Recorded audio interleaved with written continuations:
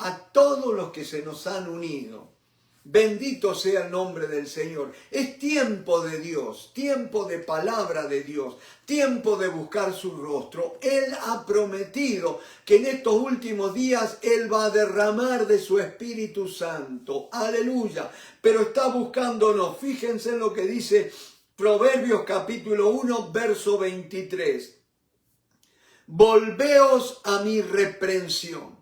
En esta noche Dios está buscando un corazón que esté dispuesto a ser reprendido por Dios, a ser corregido por Dios.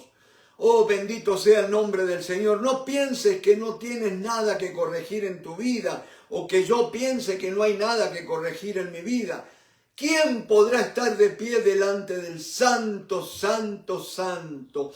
Y dice la palabra: he aquí yo derramaré mi espíritu sobre vosotros y os haré saber mis palabras. Aleluya.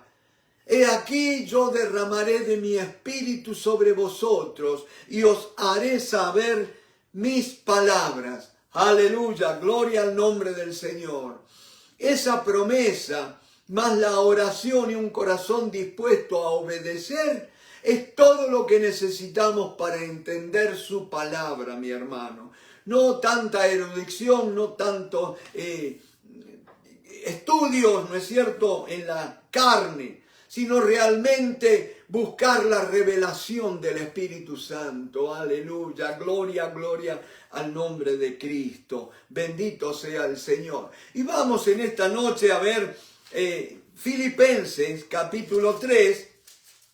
Vemos que Pablo es un hombre muy organizado, un hombre que la tenía clara, como decimos nosotros. Y fíjense, acuérdense que él estaba hablando de que él quería conocer el poder de la resurrección de Cristo Jesús. Mis hermanos, cuando uno toma el Antiguo Testamento buscando definir qué es lo que es un avivamiento, y vemos que avivamiento es Dios descendiendo con su presencia y obrando en medio de su pueblo. Pero ¿sabes qué, mi hermano? Estamos en el nuevo pacto. Estamos en el tiempo del Nuevo Testamento, del nuevo pacto, ¿no es cierto? Y ya Dios no tiene que descender. ¿Por qué? Porque Él ha descendido en la persona de su amado Hijo. Y Él está morando en nosotros y Él ha prometido estar con nosotros. Mi hermano, aquí comienza el verdadero avivamiento. Aleluya, en esta noche es noche de avivamiento, aleluya. ¿Por qué? Porque el Señor Jesucristo, la vida misma, está con nosotros, aleluya, y Él empieza a vivificarnos, aleluya, gloria al nombre de Cristo. Y Pablo decía: quiero conocer, allí en el versículo 10, a fin de conocerle. Conocer a Cristo tiene que ser nuestra meta.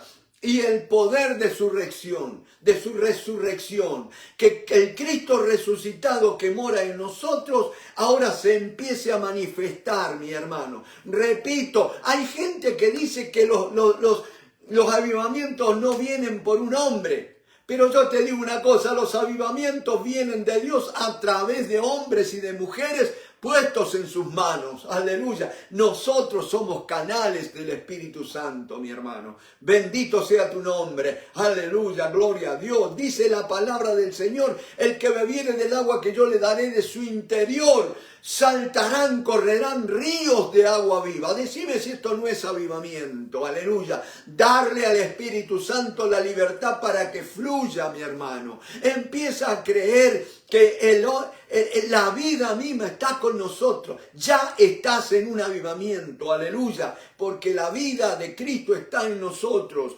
Ahora falta que nosotros la dejemos fluir. Y dice la palabra: y la participación de sus padecimientos, llegando a ser semejante a Él en su muerte. En primer lugar, conocer a Cristo, conocer el poder de la resurrección, pero también involucrarnos en su propósito, ganar almas para el Señor, ¿no es cierto? Estar dispuestos a padecer, a sufrir, aleluya. Y dice la palabra del Señor que Él rogaría al Padre y enviaría al otro Consolador, el Paracleto. Y dice: cuando haya venido sobre vosotros el Espíritu Santo, recibiréis poder y me seréis testigos.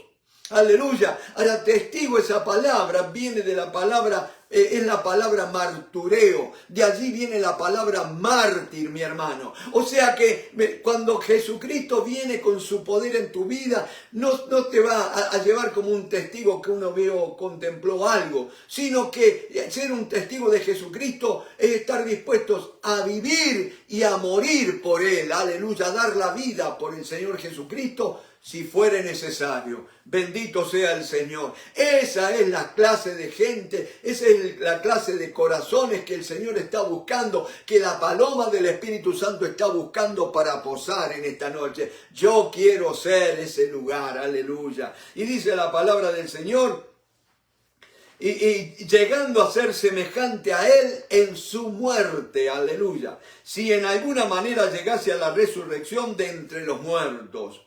No que ya lo haya alcanzado, ni que ya sea perfecto. Ahí esa palabra perfecto significa enteramente desarrollado, haber alcanzado la madurez espiritual es lo que significa, ¿no es cierto? Sino que prosigo por ver si logro hacer aquello para lo cual también fui asido por Cristo Jesús.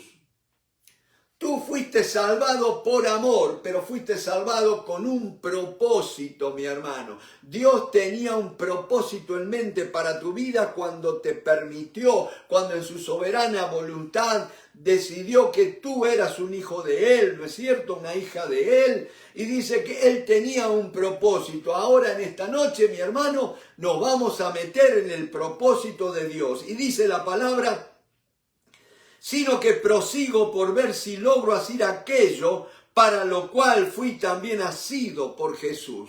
Asir significa tomar con la mano, mi hermano. Aleluya. Y dice agarrar sería la palabra exacta, ¿no es cierto?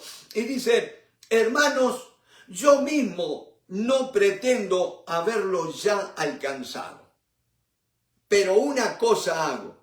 Pablo era un hombre de determinación, era un hombre de enfoque. En la vida tenemos que saber qué es lo que queremos, mi hermano. Tenemos que decidirnos.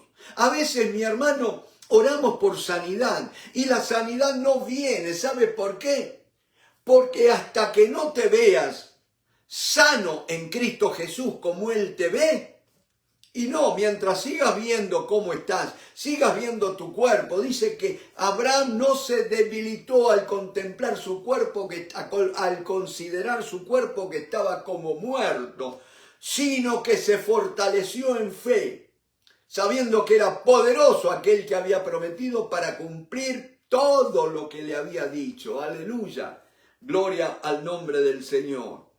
Bendito sea Señor Jesucristo. Y dice, pero una cosa hago, olvidando ciertamente lo que queda atrás. El ayer ya pasó, incluso hoy ya pasó. Ahora ya estamos viviendo un nuevo día para ti, mi hermano. Y dice, y extendiéndome a lo que está delante. Dice, prosigo a la meta. Al premio del supremo llamamiento de Dios en Cristo Jesús. Ese tiene que ser el motivo de tu vida. El propósito de tu vida es alcanzar, como dice la palabra, el premio del supremo llamamiento de Dios en Cristo Jesús. Así que todos los que somos perfectos, repito, la palabra ser perfecto solo cabe para Dios. Ahí la palabra es maduros, desarrollados, que hemos crecido espiritualmente. Lo que significa, dice, así que todo lo que somos perfectos, esto mismo sintamos. ¿Qué es lo que debemos sentir? Tener la meta de alcanzar el premio del supremo llamamiento de Dios en Cristo Jesús. Esto también y dice, y si otra cosa sentís, esto también os lo revelará Dios. Mi hermano, es tiempo de empezar a buscar la unidad en el Espíritu Santo. Aleluya.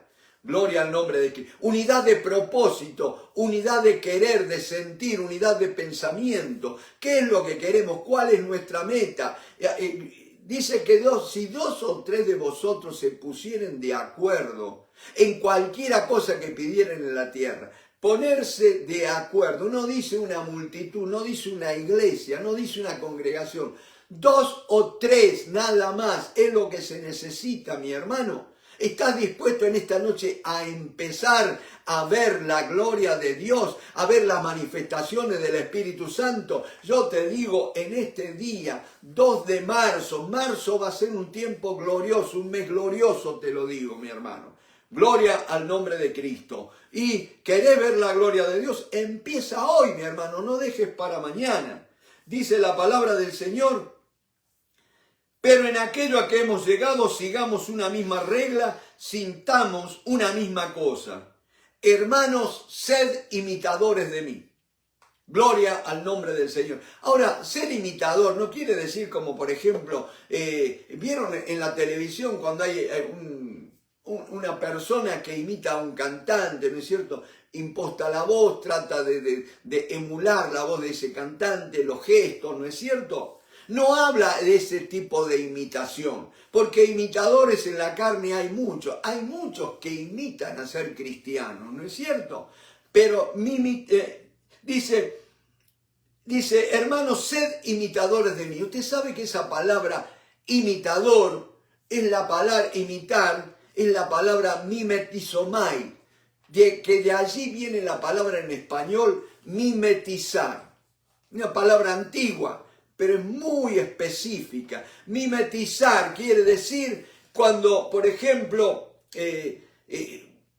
algo logra camuflarse, logra pasar desapercibido. Cuesta, por ejemplo, si yo en esta noche estuviera vestido todo de blanco, de fondo esta pared que es blanca, ¿no es cierto? Ya costaría un poco más distinguir mi silueta, ¿no es cierto? Eso es mimetizarse. Es que, hermano, que empecemos a hacer, no, ojo, présteme atención, no es imitar a Cristo, no es que Dios nos mandó a Cristo para que nosotros lo copiemos, para que Él sea nuestro ejemplo.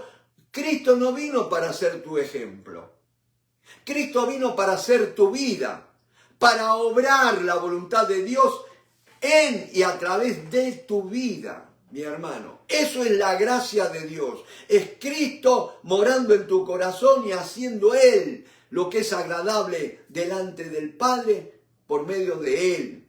¿Me van siguiendo? Eso es salvación, mi hermano. Lo otro es religión. Me duele el corazón cuando a veces se nos dice, uy, hay que esforzarse, hay que hacer esto, hay que tomar el esfuerzo. Y Pablo le decía a Timoteo, esfuérzate en la gracia. Toma la fuerza de la gracia. La gracia de Dios está disponible, mi hermano. Entonces dice la palabra, porque por ahí imitar es ser igual, ¿no es cierto? Ahora, ¿cómo se puede? Usted piense una cosa, hermano.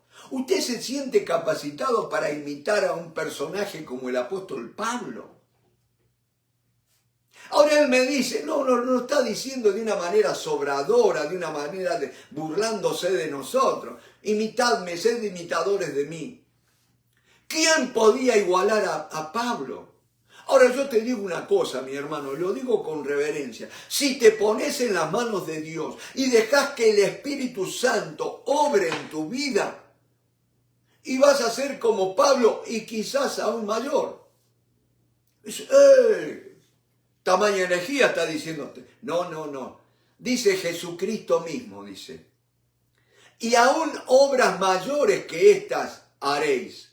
Estaba hablando de las obras que él hacía. Que va a levantarse una generación que va a hacer obras aún mayores de las que hacía el Señor Jesucristo. Y me dice, ¿por qué? Porque yo voy al Padre. Él está intercediéndose. Él está delante del Padre mostrando sus ropas ensangrentadas, mi hermano, que le están diciendo al Padre, yo pagué el precio por ellos, yo para capacitarlos, para que ellos sean lo que tienen que ser, para que te agraden a ti, oh Dios. Bendito sea el nombre del Señor. Entonces dice, porque por ahí andan muchos de los cuales os dije muchas veces y aún ahora los digo llorando, que son enemigos de la cruz de Cristo. No está hablando de gente del mundo, está hablando de gente religiosa, de líderes de sinagoga, de líderes aún de iglesias en aquel tiempo, mi hermano. Todavía estaba fresca la noticia de que Cristo había resucitado y sin embargo ya había gente en las iglesias que eran enemigos de la cruz de Cristo. ¿Saben por qué ser enemigo de la cruz de Cristo? Es no estar dispuesto a morir al yo para que Cristo viva en mí. Querer seguir teniendo mis derechos, querer seguir teniendo mi posición, mi lugar, mi título. Pobres tontos si queremos andar pavoneándonos con títulos, ¿no es cierto? Entonces dice, son enemigos de la cruz de Cristo. El fin de los... Acuérdense, mi hermano, un enemigo es alguien que se opone, es un adversario. Y que el Señor Jesucristo dijo, el que quiera venir en pos de mí, niéguese a sí mismo y tome. No dice tome la cruz, tome su cruz. Bendito sea el nombre del Señor. Oh, gloria a Dios. Tomar la cruz. Tome su cruz. Hay una cruz para cada tamaño, para distintas estaturas, mi hermano. No podemos decir, no, pero esa cruz era demasiado grande. No, no, no, no. El Señor sabe el trato que tú necesitas. Por eso, mi hermano, ponete en la mano del Señor, agradecele a través de las pruebas, de las dificultades, dando gracias en todo, no por todo, sino en todo, dice, ¿no es cierto? Porque Él hace que todas las cosas cooperen, obren para bien de aquellos que le aman. Bendito sea el Señor. Entonces dice, por ejemplo, fíjese, Pablo, cuando habla del naufragio, cuando habla de los azotes que le habían pegado, ¿no es cierto? Él dice, y estas cosas nos sucedieron para que no confiásemos en nosotros mismos, sino en Dios que puede resucitar aún de entre los muertos. Las dificultades, los problemas, las pruebas vienen para que quitemos nuestro apoyo, nuestra confianza en nosotros mismos y busquemos al Señor, apoyarnos en Él, ¿no es cierto? Entonces dice, el fin de los cuales será perdición, cuyo Dios es el vientre y cuya gloria es su vergüenza, que solo piensan en lo terrenal. Bendito sea el Señor.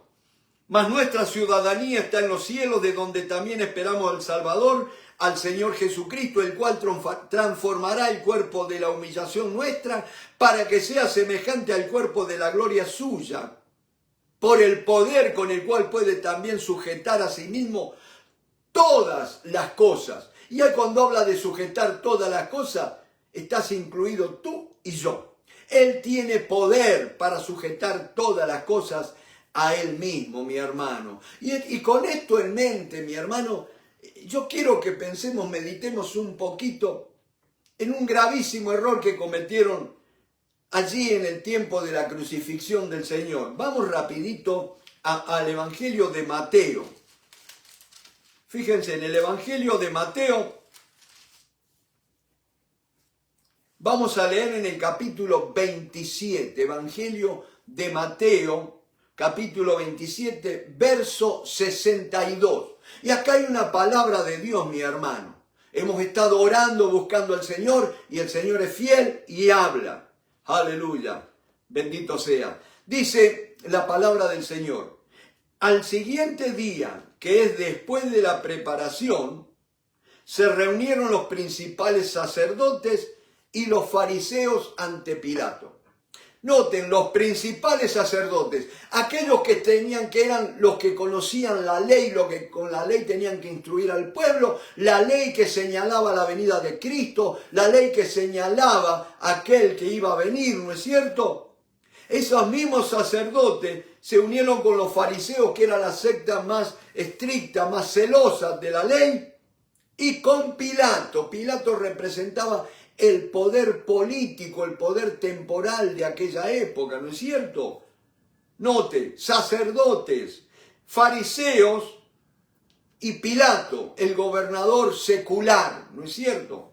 Un reino de este mundo representaba a Pilato. Se unieron diciendo, Señor, o sea, a Pilato, Señor, nos acordamos de que aquel engañador, qué triste que los principales sacerdotes y los fariseos, los que más conocían la Biblia, vamos a decir así, fueron a Pilato y le dijeron: Señor, ya ahí está errado, mi hermano, porque el único Señor es Jesucristo. Señor, les dice, nos acordamos que aquel engañador, miren la manera de referirse a Jesucristo, engañador dijo, viviendo aún. Otro enfoque distorsionado tenían. Le dijeron Señor a otro que no era Jesús. Usaron el título de Señor para otro. Dijeron mientras vivía. Y ustedes saben que el Señor Jesús, aleluya, vive eternamente y para siempre. Y dice, de aquel engañador dijo, aparte, noten, aquel engañador. Piense un poquito, la gente que más conocía de la Torá, de la ley, de la Tanaj, de la Biblia, vamos a decir así. Dicen que Jesús era un engañador. Dice, aquel engañador dijo, viviendo aún, después de 3 días resucitaré. Aleluya. Manda pues que se asegure. Mira el consejo que le dan al gobernante, los religiosos, aquellos que tenían que señalar el camino del Mesías. Manda pues que se asegure el sepulcro hasta el 3er día. No sea que vengan sus discípulos de noche y lo hurten. Y digan al pueblo, otra cosa más. ¿No lo llaman Señor, lo llaman engañador? Diciendo, viviendo aún, como si el Señor no siguiera vivo. Pero también, dicen, aquel engañador dijo que después del 3er día iba a resucitar. Dice, no sea que vengan sus discípulos de noche y lo hurten. Él no vino para hurtar, Él no le enseñó a sus discípulos a hurtar. El Señor mismo dijo, el ladrón viene para hurtar. Yo he venido para que tengan vida, mis hermanos. Miren la distorsión que tenían de Jesús. Y digan al pueblo, resucitó de entre los muertos, y será el postrer error peor que el primero. Si usted lee detenidamente, ellos van y le piden a Pilato que asegurara el sepulcro hasta el 3er día. Aseguren el sepulcro hasta el 3er día. Jesús había dicho que iba a resucitar después del 3er día. La guardia iba a tener que estar el primero, el segundo y hasta el 3er día. Ya después no iba a haber más guardia. ¿Saben por qué? Porque los judíos no creen en la resurrección, ¿no es cierto? No creen en la vida del más allá.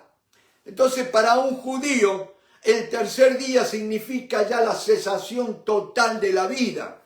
Ellos ya estaban confiados, miren la barbaridad, la fe que tenían de que ya la muerte había cumplido su rol, su papel sobre Jesucristo.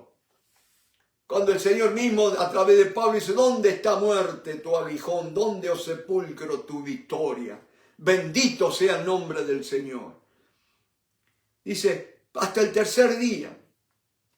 No sea cosa que vengan los discípulos, sus discípulos, y hurten el cuerpo y digan que resucitó. Y será, y preste atención a esto, y será el postrer error peor que el primero. Ellos sabían que lo primero había sido un error, matarlo había sido un error. Pero ellos ahora, mi hermano, están diciendo que si llegan a verificarse que Él ha resucitado, va a ser peor error que su muerte. El diablo teme la muerte de Jesucristo, pero el diablo no quiere que se sepa que Él ha resucitado. Y Él manda, dice, y Pilato les dijo, ahí tenéis una guardia, id aseguradlo como sabéis.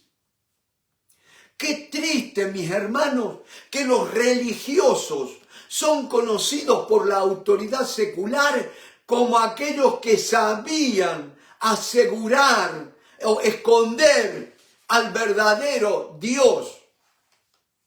¿Me va siguiendo? La religión te ha vendido un Dios falso, un Dios erróneo, un Dios equivocado. ¿Me va siguiendo? Tenés que tener un encuentro personal con el Jesucristo resucitado. Y dice, y Pilato le dijo, ahí tenéis una guardia, id, aseguradlo como sabéis. El clero lo único que sabe hacer es ocultar al Cristo resucitado. La estructura religiosa, mi hermano. Muchos líderes religiosos. Mis hermanos, entonces ellos fueron y aseguraron el sepulcro, sellando la piedra y poniendo la guardia. Fueron y pusieron una piedra para que no se supiera que Jesucristo había resucitado, como si una piedra pudiera detener a la vida misma, ¿no es cierto?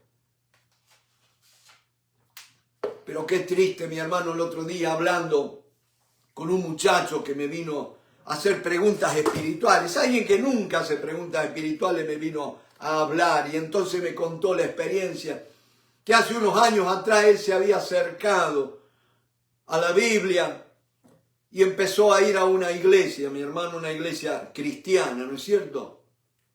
Pero qué triste que se dio vuelta mientras iba hablando y me señala con un dedo y me dice, yo creo en Dios, pero no creo ni en las iglesias, ni en los sacerdotes, ni en los pastores, dice. Y entonces me empezó a contar una experiencia de una iglesia evangélica que había empezado a ir él y que un día el llamado pastor les dio una planilla para que llenaran, ¿no es cierto?, donde tenían que poner incluso hasta cuánto ganaban por mes, el income, ¿no es cierto?, que le llaman acá. Y después les dijo, ustedes saben que el diezmo es la 10ª parte de lo que ganan. Y este muchacho ganaba $50.000 al año. Dijo, imagínate que este me estaba pidiendo $5.000. Y entonces dije yo, no. Si quieren plata, que vayan a trabajar, me dijo. Hermanos, yo puedo decir como Pablo, estas manos me bastaron para lo que era mi necesidad. Yo he trabajado toda mi vida, gracias a Dios que me ha guardado en salud y me ha permitido trabajar, ¿no es cierto? Pero hay buenos pastores, ojo. Hay pastores decentes, pero hay una manga de sinvergüenza por ahí que se dicen pastores que están estafando a la gente, que le están estafando la fe. Y esa gente después no quiere saber nada ni con la iglesia, ni con la palabra de Dios, mi hermano. ¿Cómo hacer para curar una tierra que ha sido maldecida por esa gente? Y en esta noche, mis hermanos, quiero compartirles en Lucas capítulo 10, para que no cometamos ese error que cometió ese falsamente llamado pastor. Porque mis hermanos, ustedes saben que nosotros podemos atraer a la gente hacia Cristo o la podemos correr nosotros que estamos en la iglesia. Porque Jesucristo mismo le dijo a los fariseos hipócritas, que ni entráis ni dejáis entrar a los que están entrando al reino de los cielos. Nuestras vidas pueden ser de tropiezo para muchos. Es tiempo de en que pensemos a vivir lo que decimos creer, mis hermanos. Avivamiento viene, pero también viene un sacudón del Espíritu Santo. Y dice la palabra allí en Lucas capítulo 10, verso 25. En mi Biblia dice el buen samaritano. Y aquí un intérprete de la ley se levantó y dijo para probarle. Otras versiones hablan de tentarle, ¿no es cierto? Qué triste que gente, un intérprete de la ley, uno que conocía la ley, mi hermano, la Biblia, vamos a decir, se levantó y dijo para tentarle a Jesús, el señalado por la ley. Maestro, Fíjese cuánta hipocresía. ¿Haciendo qué cosa heredaré la vida eterna?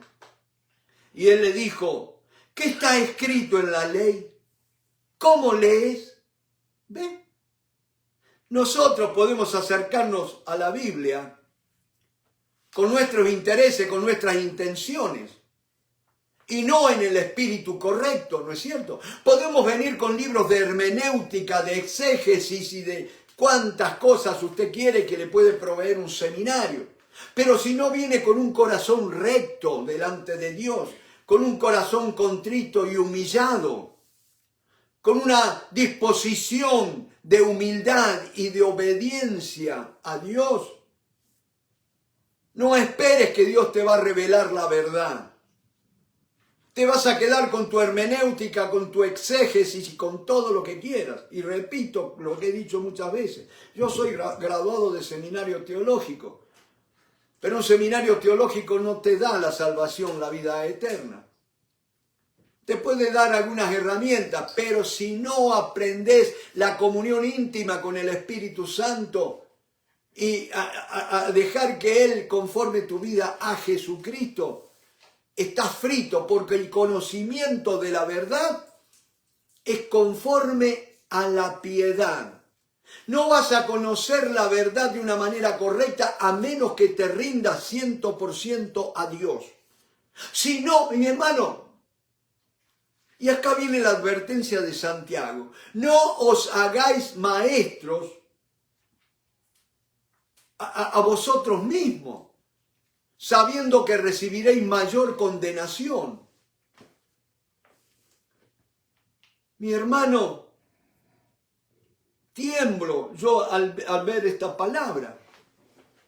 Tiemblo, acá estaban estos, querían tentar a Jesús, querían ponerle una prueba para que cometiera un error, para que se pisara y condenarle, ¿no es cierto?, en público, avergonzarlo.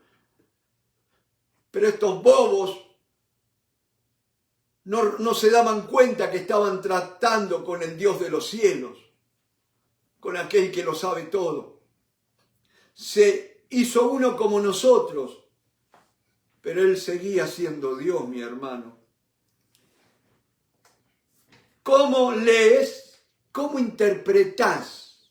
Hay muchas interpretaciones de la Biblia, mi hermano. Y ese es uno de los grandes problemas de las iglesias cristianas evangélicas, ¿no es cierto? Que cada uno interpreta la Biblia a su manera. Y están aquellos que dicen, no, que hay que ir a un seminario teológico para que nos den herramientas para interpretar correctamente la Biblia. Y yo después de tantos años, mi hermano, he llegado a la conclusión que si tenés el maestro de los maestros en tu vida, el Espíritu Santo, estás completo. Tenés todo lo que se necesita, mi hermano. Y después leer la Biblia con atención, con detenimiento, respetando los puntos, las comas, los signos ortográficos. Porque la Biblia se interpreta, se explica a sí misma. Es un libro vivo, mi hermano. Y dice, ¿qué está escrito en la ley? ¿Cómo lees? Aquel respondiendo dijo, amarás al Señor tu Dios con todo tu corazón. Note, sabía cómo tenían lo que decía la ley, pero ahí estaba frente al Hijo de Dios y lo está tomando para tentarlo. Amarás al Señor tu Dios con todo tu corazón y con toda tu alma y con toda tu fuerza y con toda tu mente y a tu prójimo como a ti mismo. Y le dijo, bien has respondido, haz esto y vivirás. Note que era un doctor, un intérprete de la ley. Tipo que tenía mucho conocimiento. No le dijo Jesús, entiende esto, conoce esto, sino que le dijo, haz esto. Mi hermano, la gran clave, ¿para qué estudiamos la Biblia? ¿Para saber más? No, para hacer más la voluntad del Padre, para obrar las obras que Dios preparó para nosotros desde antes de la fundación del mundo. Ahora, Tú no estabas desde antes de la fundación del mundo. El único que estaba era Jesucristo. ¿Y quién mejor que Él, mediante el Espíritu Santo, para revelarte esas obras que Dios tiene preparado para tu vida? ¿No es cierto? Y entonces dice, ahora esas buenas obras, tengamos cuidado porque de este pasaje, de esta parábola del buen samaritano, como le han puesto algunos, han surgido muchas entidades u organizaciones con ese nombre. El buen samaritano, el samaritano, ¿no es cierto? De ayuda social, de ayuda humana. Y está bien, mi hermano, ¿no es cierto? Que se ayude al prójimo. Pero acá en esta noche yo te quiero mostrar algo más, transgrediendo algunas reglas de interpretación bíblica. Sí, Señor. Te digo más. Las reglas de interpretación bíblica, la hermenéutica, fue escrita en los años 1700, 1800. Pero ya el Espíritu Santo, el maestro de los maestros, ya venía desde antes de la fundación del mundo, mi hermano. Aleluya, ¿quién tendrá más experiencia? Entonces dice la palabra, haz esto, bien has respondido, tenés conocimiento, pero ahora vivilo. Es lo que le dice el Señor. Y acá nosotros tenemos que recibir esta revelación del Señor. Lo que hemos aprendido, querés recibir más conocimiento, viví el que ya tenés. Porque muchas veces nosotros estamos esperando que Dios nos dé la gran revelación, el conocimiento elevado para que empezara a obrar. No, empezá a trabajar con las herramientas que tenés. Lo que viniere a tus manos, hazlo conforme a tus fuerzas, dice Eclesiastés, conforme al conocimiento que tú tienes. Y compartir el Evangelio lo podemos hacer en no más de 5 minutos, porque podemos contar cómo era nuestra vida antes de conocer a Cristo. Podemos contarle a la gente cómo llegamos a conocer a Cristo. Y por último, podemos mostrarle a la gente cómo es nuestra vida desde que conocimos a Cristo. Si no tenés esos 3 puntos para mostrarle, sobre todo una vida cambiada, lo que es tu vida ahora, y no vas a ser efectivo en la comunicación, en la predicación del Evangelio. Porque tenemos que tener una vida que mostrar en Dios. ¿Me va siguiendo? Pero él dice, el intérprete de la ley dice, queriendo justificarse a sí mismo, dijo a Jesús, ¿y quién es mi prójimo? Respondiendo Jesús dijo, un hombre, note, un hombre, no dice quién ni de qué nacionalidad era, un hombre, descendía de Jerusalén. No dice en qué tiempo fue que descendía de Jerusalén. Y decía que iba a transgredir algunas reglas de hermenéutica, ¿no es cierto? Porque dicen que una parábola es un relato de hechos o tomando elementos de la vida cotidiana, un relato ficticio de la vida cotidiana, para, ¿qué cosa? Enseñar o transmitir una verdad espiritual, dicen, ¿no es cierto? Y tiene un solo significado, pero en esta noche yo te voy a hacer ver otra cosa más, ¿no es cierto? Y acá el significado que muchos le dan de que tenemos que ayudar al prójimo, no vivir para nosotros mismos, sino para ayudar a los demás. Y está bien eso, ¿no es cierto? Pero esta noche quiero que profundicemos un poquito más.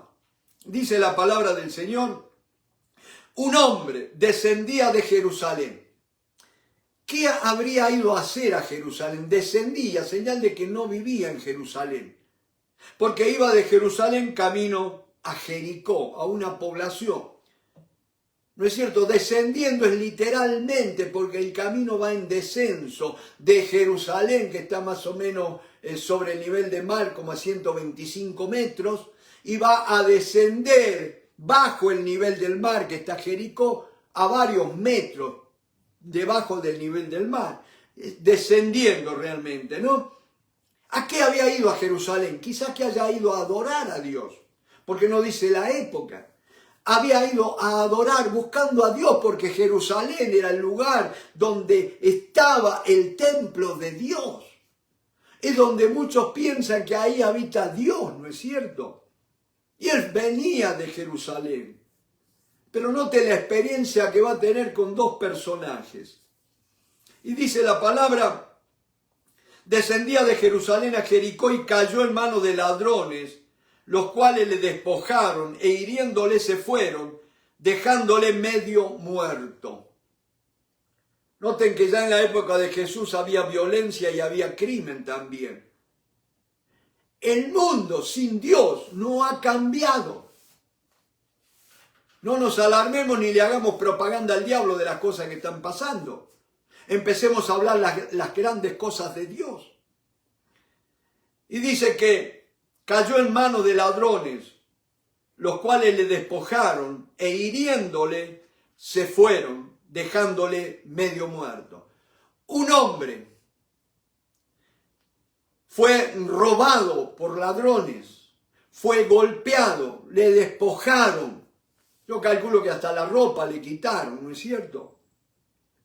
Y lo dejaron malherido.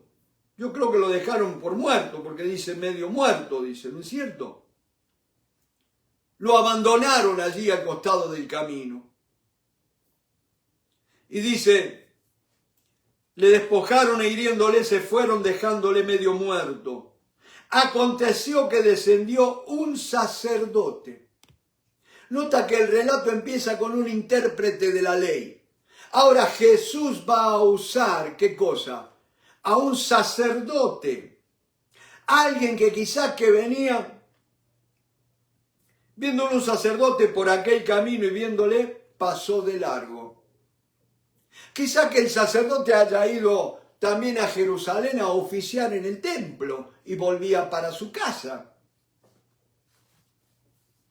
Venía tan consagrado que no quiso contaminarse, ¿no es cierto?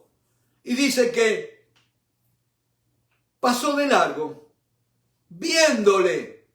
No dice que no lo vio, viéndole, pasó de largo. Un sacerdote, alguien conocedor de la Biblia. Y asimismo un levita.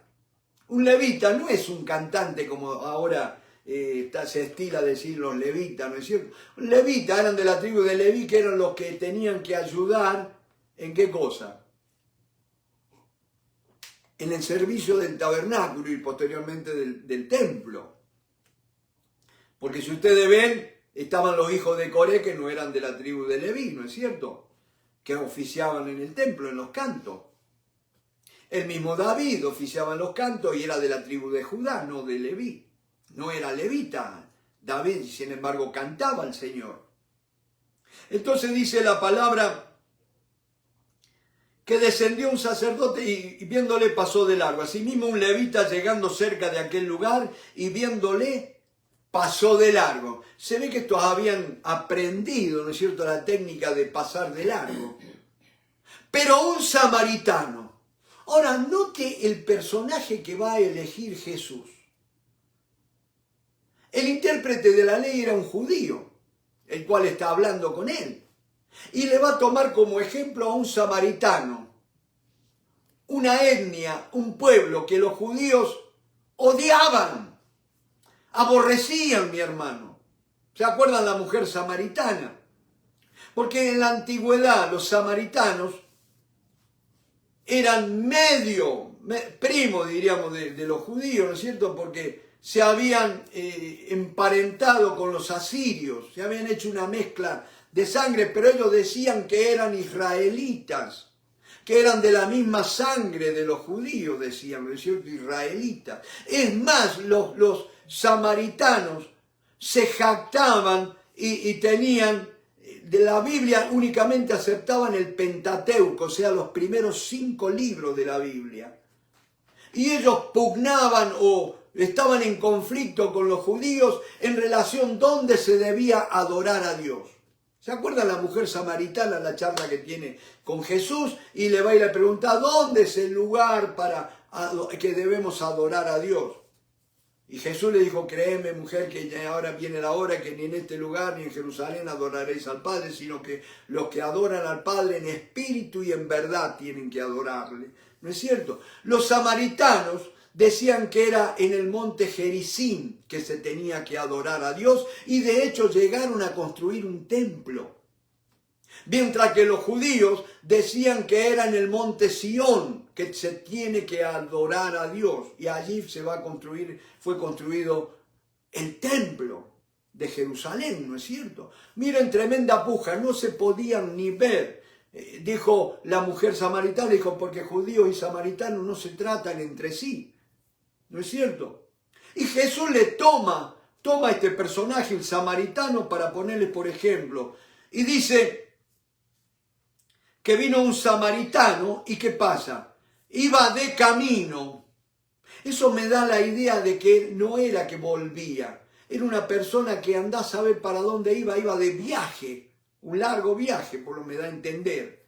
Vino cerca de él y viéndole fue movido a misericordia. Y acercándose vendó sus heridas, echándoles aceite y vino. Y poniéndolo en su cabalgadura, o sea, se bajó del caballo, mi hermano, o del burro que haya sido, bajándose, poniéndolo en su cabalgadura. Estuvo dispuesto a seguir caminando hasta encontrar un lugar. Y entonces dice, lo llevó al mesón, o sea, a una posada, y cuidó de él. Otro día, al partir, sacó 2 denarios y los dio al mesonero y le dijo, cuídamele, y todo lo que gastes de más yo te lo pagaré cuando regrese. Mi hermano, yo decía que iba a transgredir las leyes de la hermenéutica. Piensa un poquito. Había un hombre que estaba al costado del camino, había sido robado, había sido golpeado, herido, despojado de todo. El hombre, cuando pecó, se encontró desnudo, despojado de todo. El pecado le robó todo. Pero dice que vino un samaritano. ¿Quién es aquel personaje que un día vino hasta donde estábamos caídos y extendió su mano y nos levantó? Se identificó con nosotros, con los despreciados. Un samaritano era un aborrecido por los judíos. Jesús fue aborrecido por el pueblo de Israel para acercarse a nosotros, que estábamos caídos. Pero qué lindo que Jesús nos toma, nos carga y nos lleva al mesón.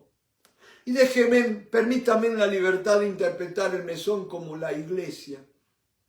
El lugar donde tenemos que llevar a la gente para curar las heridas, para cuidarlos, no para saquearlos, no para que ellos se sientan usados, sino para que se sientan desarrollados, amados, protegidos.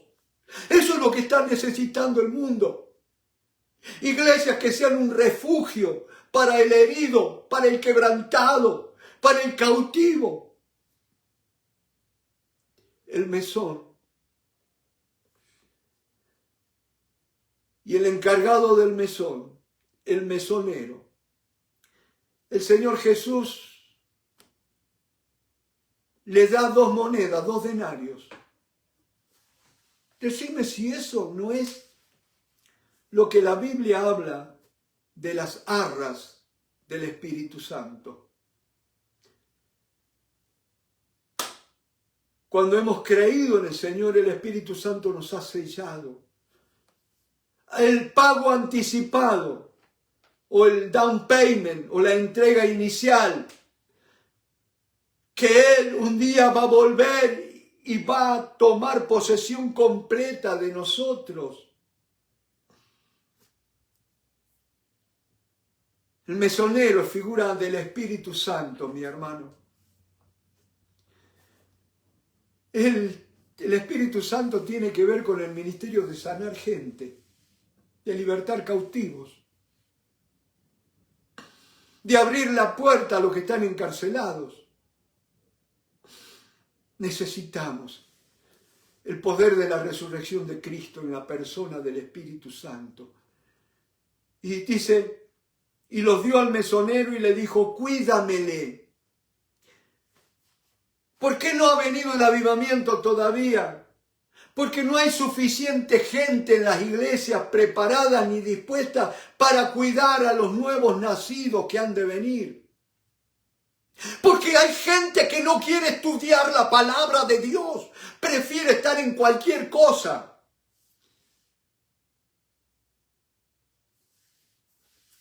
Tenemos que prepararnos y la preparación es la palabra de Dios. Hermanos, si seguís esquivando el estudio bíblico, no vas a estar preparado y no vas a ser útil en las manos del Señor. Preséntate a Dios como obrero aprobado, que no tiene de qué avergonzarse, sino que usa bien la palabra de verdad.